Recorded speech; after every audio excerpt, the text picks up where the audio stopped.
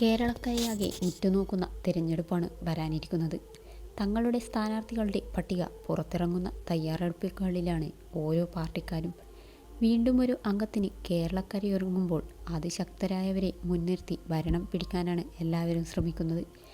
ഈ വേളയിൽ തൃശൂർ പിടിച്ചടക്കാൻ സുരേഷ് ഗോപിയും രംഗത്തുണ്ട്. എന്നാൽ നികുതി വെട്ടിപ്പ് കേസ് സുരേഷ് ഗോപിക്ക് തിരിച്ചടിയായിരിക്കുകയാണ്. പുതുച്ചേരിയിലെ വിവാദ വാഹന രജിസ്ട്രേഷൻ കേസ് റദ്ദാക്കില്ലെന്ന് കോടതി വ്യക്തമാക്കി. കേസ് റദ്ദാക്കണമെന്ന് ആവശ്യപ്പെട്ട് സുരേഷ് ഗോപി സമർപ്പിച്ച ഹർജി Ernakulam additional chief judicial magistrate അംഗീകരിച്ചില്ല.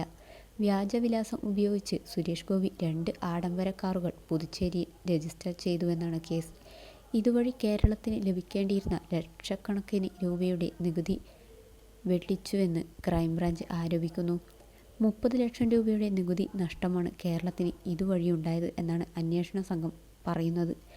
നികുതി വെട്ടിപ്പ് കേസിൽ സുരേഷ് ഗോപിക്ക് നേരത്തെ ജാമ്യം ലഭിച്ചിരുന്നു. തുടർന്നാണ് കേസ് റദ്ദാക്കണമെന്ന് ആവശ്യപ്പെട്ട് നടൻ ഹർജി സമർപ്പിച്ചത്.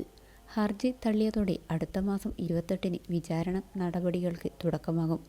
2010-2016 വർഷങ്ങളിലാണ് 2 കാറുകൾ പുതുച്ചേരി രജിസ്ട്രേഷനിൽ സുരേഷ് ഗോപി വാങ്ങിയതത്രേ. പുതുച്ചേരിയിലെ കൃഷിയിടത്തിന്റെ വിലാസത്തിലാണ് കാറുകൾ രജിസ്റ്റർ ചെയ്തതെന്ന് ക്രൈംബ്രാഞ്ചിന് സുരേഷ് ഗോപി മൊഴി നൽകിയിരുന്നു. എന്നാൽ സുരേഷ് ഗോപി പറഞ്ഞ വിലാസത്തിൽ ഭൂമിയില്ലെന്ന് അന്വേഷണ സംഘം പറയുന്നു. ലോക്സഭാ തെരഞ്ഞെടുപ്പ് അടുത്തുവരുന്ന സാഹചര്യത്തിൽ കേസ് വീണ്ടും തലപൊക്കുന്നത് സുരേഷ് ഗോപിക്ക് തിരിച്ചടിയാണ്. വളരെ പ്രതീക്ഷയിലാണ് സുരേഷ് ഗോപി തൃശൂരിൽ മത്സരിക്കുന്നത്. ഇത്തവണ ജയിക്കുമെന്ന പ്രതീക്ഷയാണ് അദ്ദേഹം പങ്കുവയ്ക്കുന്നത്. BJP കേരളത്തിൽ വളരെ പ്രതീക്ഷ വച്ചുപുലർത്തുന്ന മണ്ഡലങ്ങളിലൊന്നാണ് തൃശൂർ. അതേസമയം വനിതയോട് രോഷാകുലനായി പെരുമാറിയതടക്കം 4 കേസുകൾ സുരേഷ് ഗോപിക്കെതിരെയുണ്ട്.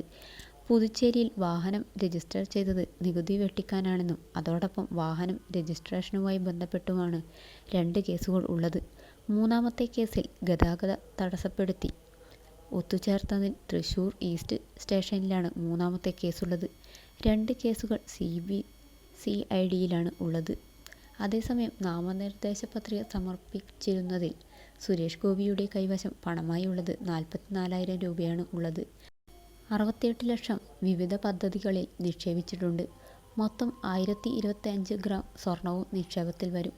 ഇതിൻ്റെയെല്ലാം മൊത്തം മൂല്യം 4.25 കോടി രൂപ വരും. ആകെ 8 കോടി രൂപ മൂല്യമുള്ള സ്ഥാവര ആസ്തിയുണ്ട്. 61 ലക്ഷം രൂപയുടെ ബാധ്യതയുണ്ടെന്നാണ് നാമനിർദ്ദേശ പത്രികയിലെ വ്യക്തിവിവരത്തിൽ പറയുന്നത്. സ്വന്തമായി 2 കാരവാനുകൾ അദ്ദേഹത്തിനുണ്ട്. മൊത്തം 8 വാഹനങ്ങളാണ് അദ്ദേഹത്തിനുള്ളത്. അതിൽ ഓടി കാറും ട്രാക്ടറും വരും. സ്വന്തമായി കൃഷിഭൂമി അടക്കമുള്ള കാര്യങ്ങളും പരാമർശിക്കുന്നുണ്ട്. തമിഴ്നാട്ടിലെ തിരുനെൽവേലിയിൽ 82.4 ഏക്കറും സെയ്താപ്പേട്ടിൽ 40 സെന്റ് കൃഷിഭൂമിയും നടനുണ്ട്. ഭാര്യ രാധികയ്ക്ക് ദേവികുളം, ആലുവ, തിരുനെൽവേലി എന്നിവിടങ്ങളിൽ കൃഷിഭൂമിയുണ്ട്. കൈവശം 32,000 രൂപയും 1050 ഗ്രാം സ്വർണവുമാണുള്ളത്. ഭാര്യയുടെ പേരിലും കാരവാനുണ്ട്.